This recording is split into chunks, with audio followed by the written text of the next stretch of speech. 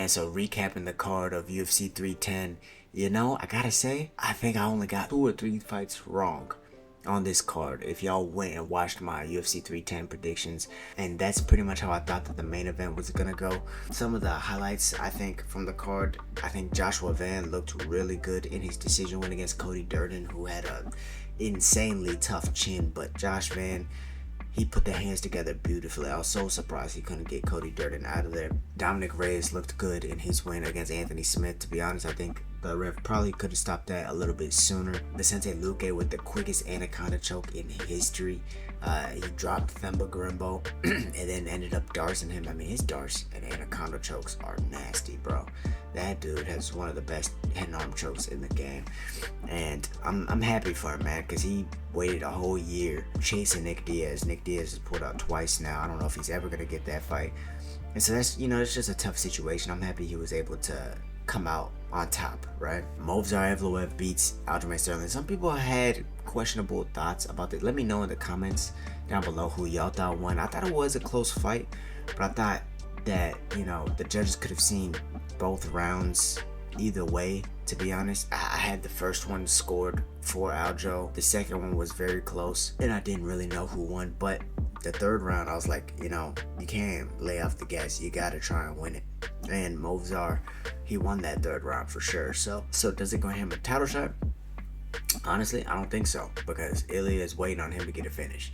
And if he doesn't get a finish, he's kind of in the same situation. Not only that, but there's been rumors of the #1 contender fight being Josh Emmett versus Diego Lopez, and I think we'd want to see the winner of that fight Ilya Topuria over Movsar. Yeah, I mean, Movsar's good, don't get me wrong, he could possibly beat Ilya, but do we really want to see that? But Aljamain Sterling, he actually looked really good in this fight. I think this is probably one of the better fights I've seen from him in a while. I think he even showed more in this as far as his skill level than he did in the Calvin Kattar fight in a loss, which says something. So I think if he can get on track, win like 2 in a row, he's right there back in title contention.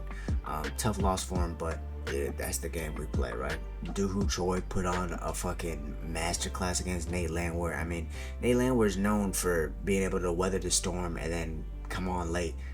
Dooho Choi never gave him that opportunity, man. He put it on him early, he kept it on him, and he was taking him down, he's beating him up, boxing. He just put on an absolute masterclass. After 4 years off, he's now 2-0 in his last 2, and he looked good, man. He's a real player in that featherweight division. Bryce Mitchell got one of the weirdest wins over Kron Gracie. I mean, he almost got subbed in that second round.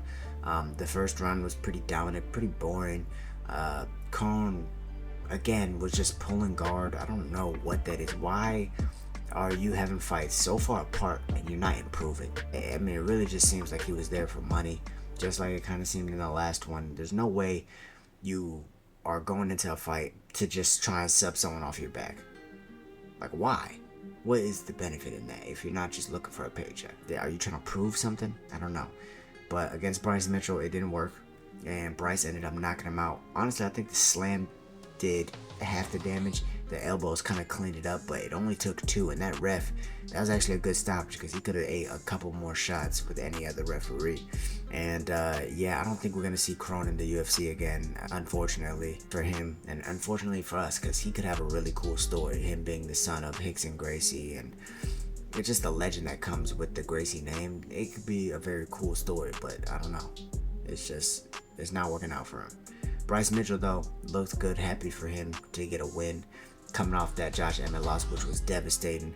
It's just onward and upward for Bryce Mitchell, so I'm excited to see who they're going to give him next. And then we have Cyril Gane versus Volkov. I can see a world in which Cyril Gane won that fight with the chokes, with the submissions, that coupled in with the striking. I could see a way. The rounds were very close, but I did think when that final bell rang that Volkov won the fight, which was extremely interesting because, fuck, man, Volkov's just gotten better. That's just what it has been. I mean, Gane got better too. He showed improvement. He showed that he could get off his back. He showed he can implement takedowns. He showed a lot. Unfortunately, he broke his toe in the first round. That's kind of crazy, and maybe that's why the fight played out the way it did. But We saw Cyril Gane beat him over the course of 5 rounds. And for Volkov to come into a 3-round fight and be able to do work and do so much better than he did in the first time, man, that showed a lot from Alexander Volkov. And Dana was talking to him afterwards. I wouldn't be surprised if Volkov got another big opportunity after this one. Cyril wasn't impressed with his performance. Yeah, and that's... yeah. And then we go to Shavkat and Garry, and you know, for the first 3 rounds, it definitely wasn't the most exciting fight, but you have to understand what was going on there, man. Neither of them really wanted to cross that distance because they knew they could both hurt each other, right? And they also hadn't really been able to find the range and the timing of the fight yet until around the 4th round. The 4th round, then they started to finally start opening up. But by that point, Shavkat was up 2-1. Ian winning, I believe, the 3rd round. And then Shavkat ended up edging out the 4th. Ian, I thought, won the 5th, but he couldn't do enough in order to actually get the decision. He needed that finish. He kept that body triangle. I'm not a fan of having the body triangle when you're going for rear naked chokes. I'm just not a fan of it. Sure, sometimes you could face crank them and they'll tap. But what if they don't?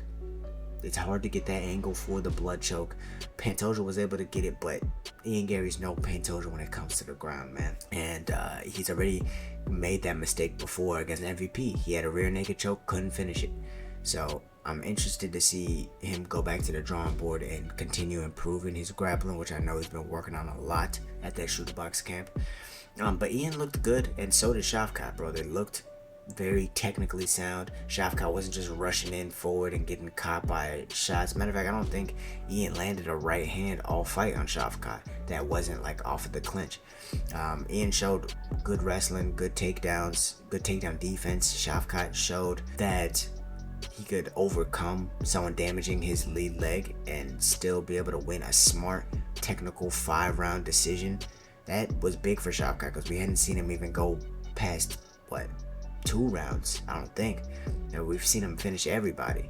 So Ian was the first one to ever survive Shavkat, but he couldn't do enough to get it done. Shavkat won a very technical decision, and they brought Bilal in the ring afterwards. So that's going to be the next fight. I'm happy. I'm excited to watch that fight. Just like I thought before when this fight was made earlier, I still think Bilal has the advantage. But let me know if y'all think I'm wrong in that in the comments down below as we get into Alexander Pantoja, man.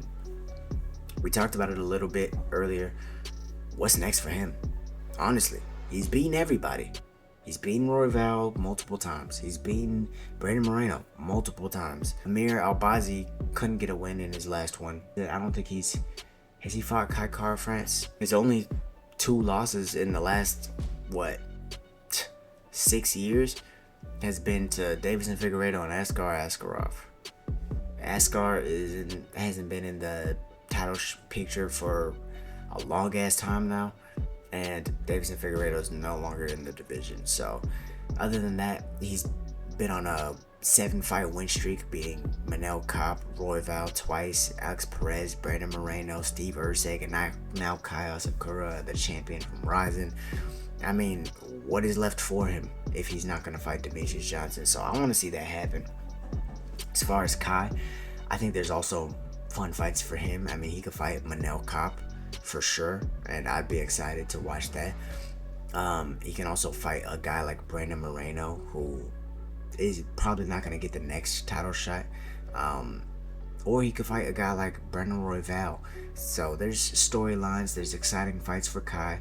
He didn't take much damage, but he looked fast, he looked sharp, he looked big for the division for sure, and we can see where that explosion comes from. I think he needs a little bit more experience with the cage versus the ropes that he was used to fighting in, and then I also think he maybe needs to get used to the culture of the UFC, because it's different fighting for Ryzen. They promote you differently. There's a different atmosphere in the crowd.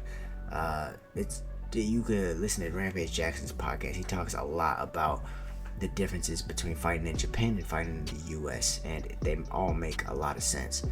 But yeah, Alexander Pantoja, fucking his 3rd title defense, what a fucking legend he is. Pantoja's so good, and the fact that he finished him 2nd round with a body triangle and a rear naked choke. I mean, his back takes, it's some of the best in the UFC. If y'all want me to break down any of these fights that happened, do any kind of style breakdown or technical breakdown about them, let me know in the comments down below. But this was your UFC 310 recap and reaction. And with that being said, y'all stay safe, stay blessed, and I'll see you guys in the next one. Peace.